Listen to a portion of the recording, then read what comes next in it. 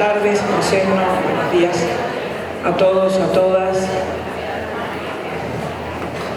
Lo interesante de lo que todos estamos escuchando es que creo que por primera vez, o una de las pocas veces, en que diferentes disertantes desde distintos lugares tienen como una mirada parecida, ¿no? Como ir en una misma dirección, y eso está bueno porque quiere decir que si uno cambia la mirada, empieza a actuar de una manera diferente en la realidad, empieza a interactuar de un modo distinto. Entonces quizá a lo mejor tal vez algo cambie. En realidad yo vengo de mis raíces, mi origen académico, científico, es en el campo de la neuropsicología, del aprendizaje, y ahora lo neuro como que se puso mucho de moda, como cuando había hombreras y todas las mujeres usábamos hombreras.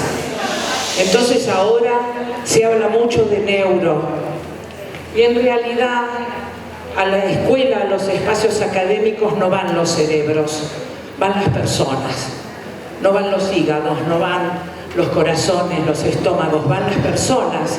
El cerebro es un órgano programado para el aprendizaje, y todo lo que nosotros vemos en el aula es una persona que nació y se crió en un contexto en particular, no en un medio, pertenece a un contexto. Quien habla de la relación del sujeto con el medio pone al sujeto afuera del medio, como si eso fuese posible. Son personas que pertenecen a un contexto, y los contextos, como bien dice ahí, tienen aspectos diferenciales. Nada más diverso que un espacio académico en cualquier nivel, primario, secundario, nada más diverso. Yo decidí enfocar por este nuevo rol que tengo como rectora de la Universidad Provincial de Córdoba, una universidad pública y gratuita financiada por la provincia, es lo que la diferencia de las nacionales, y por lo tanto como una universidad que tiene que verse, y así está dispuesta por ley, tiene que verse en dos metas muy particulares: el ingreso, el permitir la accesibilidad, el ingreso a una parte de la población que no tiene tantas oportunidades de transitar la educación superior, esto por un lado, y por el otro lado la territorialidad, en una construcción del conocimiento que tenga que ver con nuestra provincia, y que tenga que ver y tenga el poder desde lo que debieran ser las universidades para la intervención en las estrategias, en la construcción de políticas públicas para el desarrollo de la cultura y la producción. Las universidades, todas ellas, todavía somos endogámicas, hasta hablamos de eso, de claustros. Un claustro es un lugar cerrado, y la universidad, si hay algo que no puede, es ser un espacio cerrado. Hemos transitado por la reforma para democratizarla, hemos transitado por la gratuidad de la enseñanza muchos años después de la reforma. Esto cambió la composición de clase de la universidad, no obstante sigue siendo elitista, por lo que vengo escuchando, lo estábamos conversando recién, porque es un conocimiento homogéneo, construido de una manera homogénea, única, universal, como si eso fuera posible, porque de ninguna manera es posible. Nosotros tenemos raíces culturales, tenemos raíces sociales, diversidad social. Por eso decimos que la otra en el espacio académico es un espacio de diversidad. La siguiente. ¿Y qué es la diversidad? Yo dejo este material, si ustedes quieren luego lo pueden acceder a él, no hay ningún problema. Pero la diversidad es esto, es simple, es diferencias. Nosotros en la universidad hemos creado un programa de accesibilidad académica justamente para entender ¿Qué quiere decir? ¿Dónde nos paramos frente a alguien que procesa la información? Vengo de la neuropsicología, del aprendizaje, que procesa la información de una manera diferenciada. ¿O ustedes se creen, miren, en un país y en una provincia, donde 1/3 de la población, por ser amables, es pobre o está empobrecido o empobreciéndose, que se ha desarrollado, escuchen el lenguaje con el que nosotros identificamos esta población? Escuelas urbano-marginales. Escuelas urbano-marginales son escuelas en espacios geográficos de pobreza, ¿sí o no? ¿Y los countries no son urbano-marginales? Cuando decimos urbano-marginales, ¿nos referimos a los countries? No, eso ya es prejuicio y esto ya es discriminación negativa. Decimos excluidos del sistema.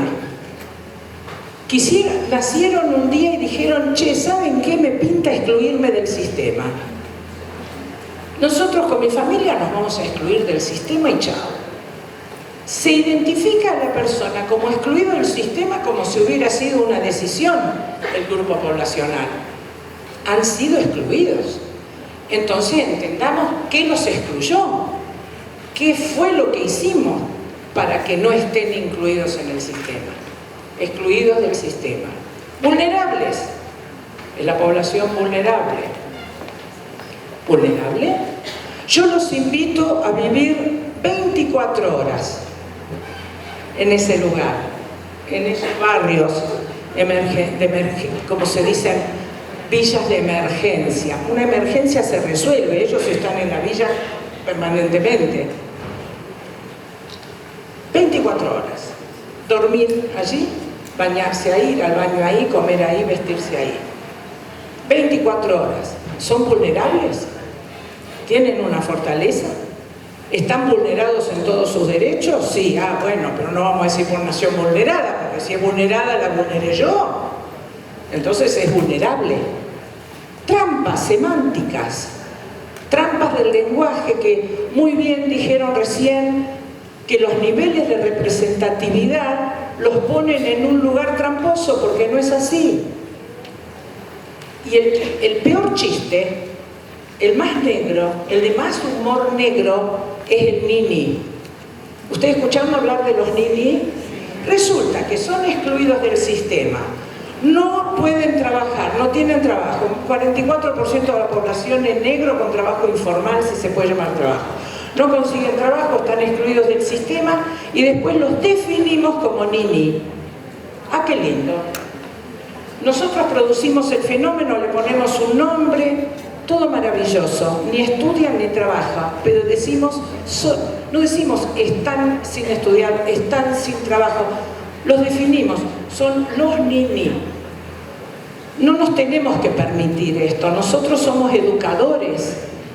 Como bien decía Freire, nosotros educamos para la libertad. Es lo primero que se ataca en los gobiernos elitistas, la educación, porque no son idiotas, porque saben que si se ataca la educación tenemos pueblos más sometidos. La otra, yo quiero llegar a un punto, quiero llegar a un punto para ver qué decimos cuando decimos exclusión, porque cuando nosotros excluimos, y dejemos de decir que hay gente excluida, porque es excluida porque la excluí, entonces cuando excluimos a alguien, le negamos a ese sujeto social la posibilidad de pertenecer.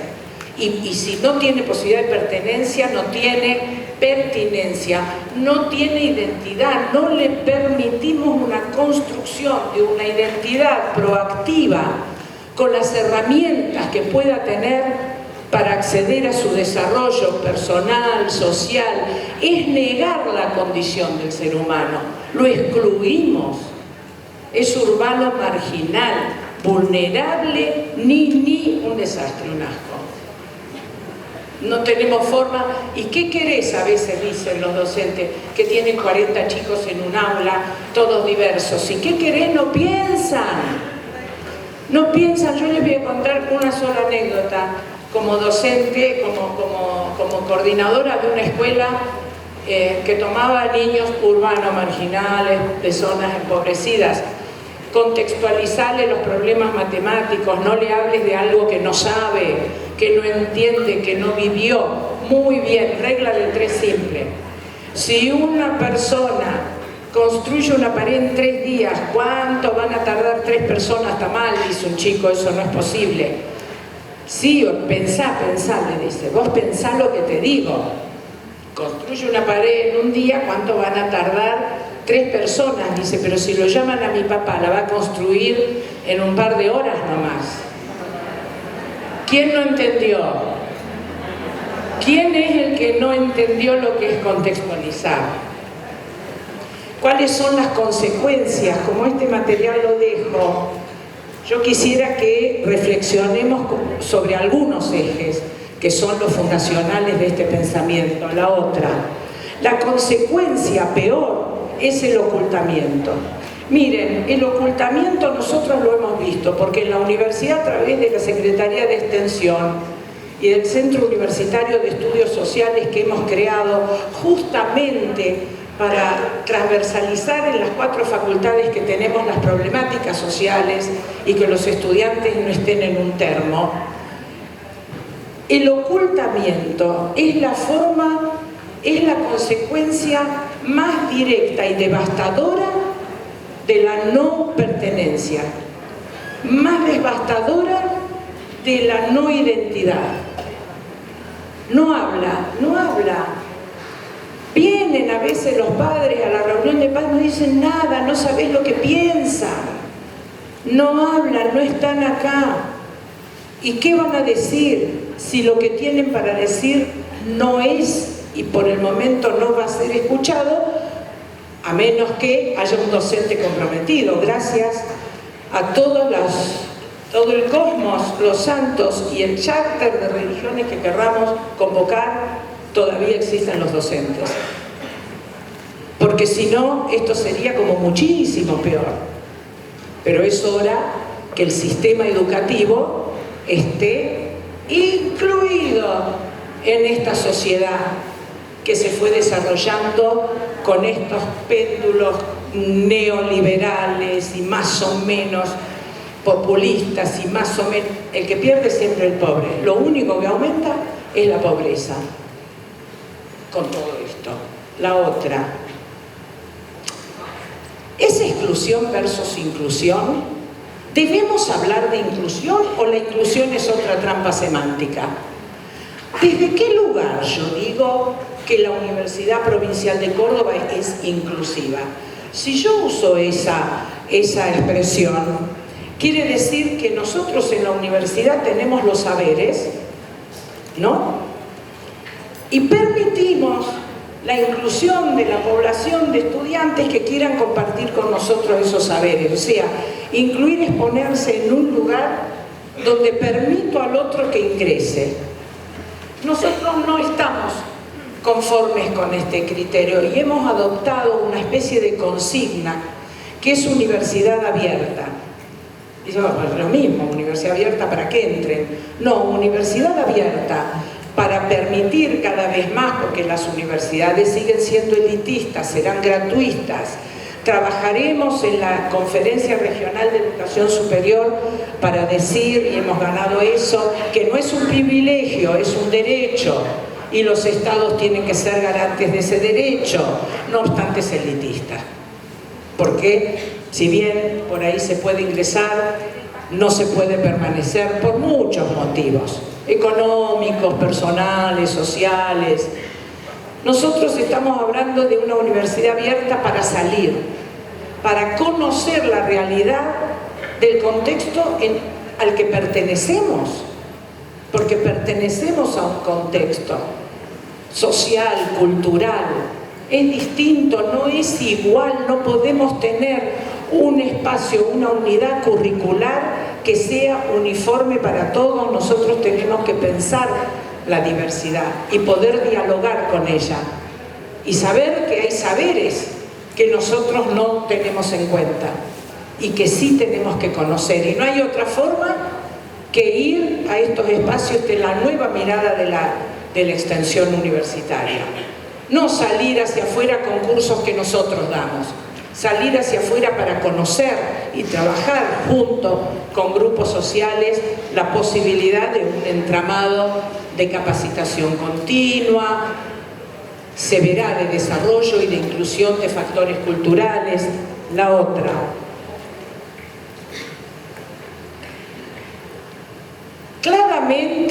claramente la única forma de revertir esto es,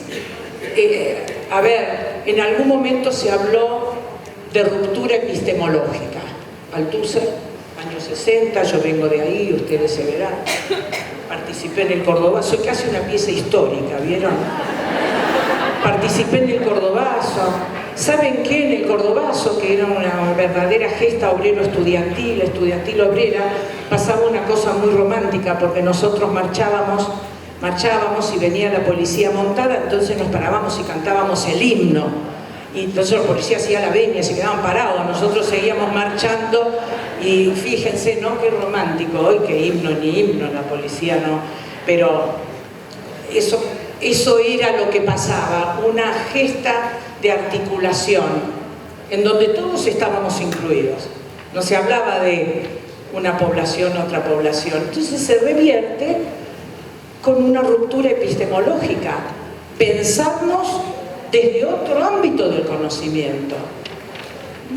Sigamos, porque me interesa que escuchen, sigamos. Claramente es una agresión. La exclusión es un acto agresivo, de discriminación negativa, de no tener en cuenta al otro. En psicología morimos hablando de otro. Hemos escuchado por ahí que la patria es el otro. Siempre se habla del otro. Un otro que es un fantasma, que es un fantasma. Si no entra en el nosotros construido, no existe. Y nosotros tenemos que deconstruir ese nosotros construido para verdaderamente poder trabajar con otros. Nosotros también somos otros. Cada uno de nosotros es un otro para otro. No puede ser que pensemos que un docente es uno y todos los demás son otros, porque si no, no nos vamos a entender. La siguiente, porque nuestra postura no es que hay un factor cultural y un factor no cultural, porque todo lo que la persona construye en un grupo y en un entramado social que lo identifica es cultura. ¿Es cultura el rap? ¿Es cultura? ¿El trap? ¿El hip hop? ¿Es cultura? A nosotros todavía nos cuesta en nuestro conservatorio pensarse el rap como expresión musical. No solamente es una expresión musical, es nuestra canción de protesta de los años 60. No podemos saber qué piensa si no escuchamos las letras del rap. Es todo un acto, porque les tiran 4 palabras y hacen toda una intervención. Sigamos. A mí me gustaría, yo fui titular de la Secretaría de Niñez, Adolescencia y Familia, entonces verdaderamente ahí todos eran otros, que habían sido abusados, violados, excluidos, vivían en villas miseria, como alguna vez les dicen, para que no nos equivoquemos lo que son. Poneme pausa. Y hicimos un convenio con una fundación que se llama La Morera, que tiene un trabajo muy interesante, en donde en diferentes villas se abrieron centros culturales. En esas villas hemos abierto centros universitarios de extensión. Es bien interesante lo que dice Johnny, es muy cortito. Johnny es uno de los chicos que conozco hace muchos años y con el que estamos trabajando mucho para lograr esta ruptura epistemológica y poder hacer un diálogo de saberes. No sé si se va a escuchar bien, pero a ver. Me acuerdo, pienso en la posibilidad, ¿no?, que que yo participé, sigo participando en el proyecto, en Entreversos, ahí con la Morera, sigo articulando con un montón de gente. Pero me acuerdo de cómo fue mi proceso también. Era costoso sostener porque siendo joven así, muchas situaciones que pasan ahí en el barrio que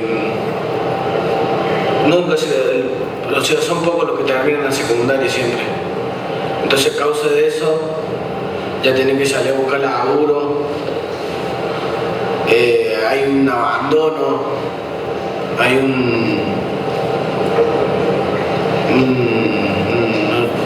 una tristeza, unas ganas de... O sea, como que al estar en ese estado así, abandonado, entristecido, como apagado, tener poca capacidad de proyectar, de ver. A mí me pasó.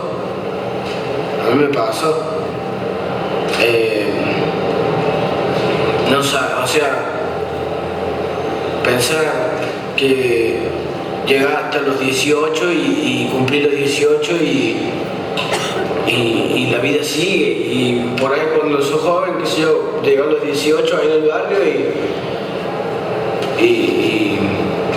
y eso, no tener capacidad porque no tener herramientas, no tener recursos y cosas, como que todo se te acorta mucho más, o sea, no tener una visión de un camino. Es como va, pero porque va, pero si ahora no puedo ver así el camino, la herramienta, esto, cómo manejarse. Pero cuando sos joven en el barrio, yo creo que es eso, no tener conciencia y capacidad para poder, che, quiero ir allá.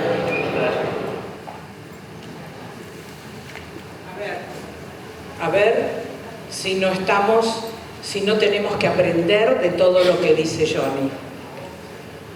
Y Johnny dijo que él terminó el secundario en los programas de terminalidad educativa que la provincia desarrolló, que tienen éxito si el docente está comprometido y si hay un joven acompañado. Estos son jóvenes acompañados por la Fundación Amorera, nosotros, son muchos barrios en Córdoba, 3 en este momento, muy importantes, Barrio Müller, el Tropezón, Sachi, son barrios muy populosos, Villa La Tela, muy populosos, que tienen una gran necesidad, como dice Johnny, de saber a dónde ir.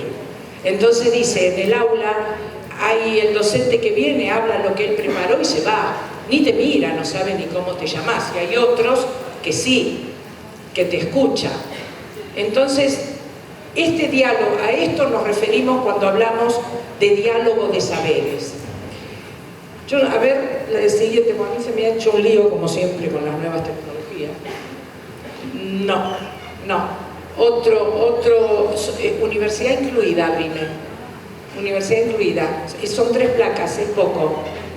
No sé cómo estoy de tiempo, pero trabajando con este grupo de jóvenes que fueron a un congreso de derechos humanos, Johnny siempre está como un líder. Bien, ¿ustedes escucharon que Johnny decía cuando uno es joven?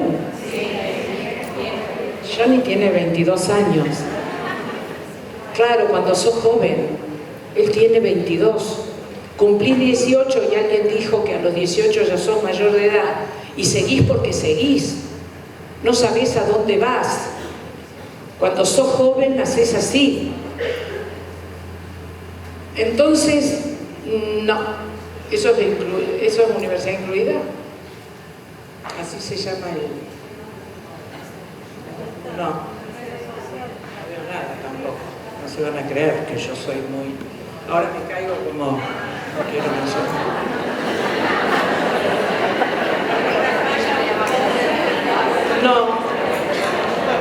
No, sí tiene que estar. Es interesante, pero se los cuento porque al final las placas lo único que reproducen es lo que ellos decían en un congreso sobre educación y derechos humanos. Y ellos dijeron, nosotros